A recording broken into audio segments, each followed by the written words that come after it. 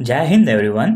2 सितंबर 2023 को रामनाथ कोविंद की अध्यक्षता में एक कमेटी बनाई गई थी, जिस कमेटी का काम था वन नेशन वन इलेक्शन के ऊपर अपनी रिपोर्ट सबमिट करना। एक्स प्रेसिडेंट रामनाथ कोविंद की उस कमेटी ने इस साल की शुरुआत में करंट प्रेसिडेंट द्रौपदी मुर्मू को अपनी रिपोर्ट सबमिट करी थी।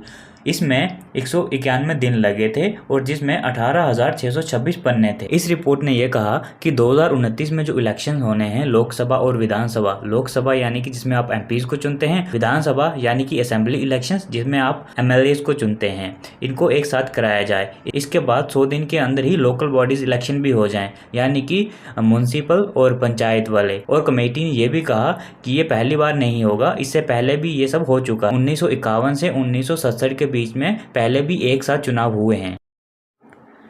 दूसरा स्कूप आता है हरियाणा से। हरियाणा में कुछ दिन पहले कांग्रेस ने असेंबली इलेक्शंस के लिए अपना मैनिफेस्टो जारी किया था। उसके बाद आज बीजेपी ने भी अपना मैनिफेस्टो जारी कर दिया है। दोनों का मैनिफेस्टो आपको स्क्रीन पर दिख जाएगा।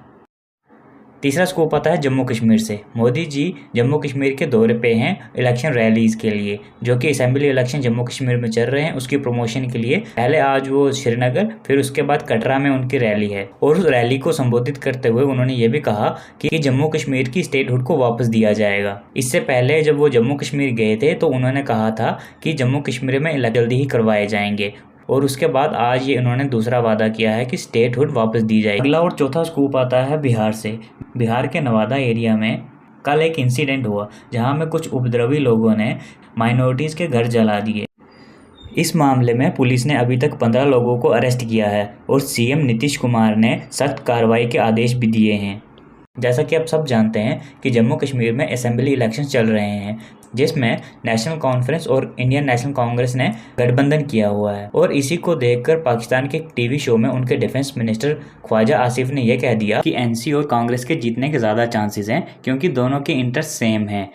एक तो स्टेटहुड लाना और एनसी तो ये भी चाहती है कि आर्टिकल 370 को वापस लाया जाए। लेकिन इसमें कांग्रेस ने अभी तक कोई टिप्पणी नहीं की है। हालांकि राहुल गांधी ने यह कहा था कि हम स्टेटहुड रिस्टोर करेंगे, लेकिन 370 के ऊपर उन्होंने कुछ नहीं कहा।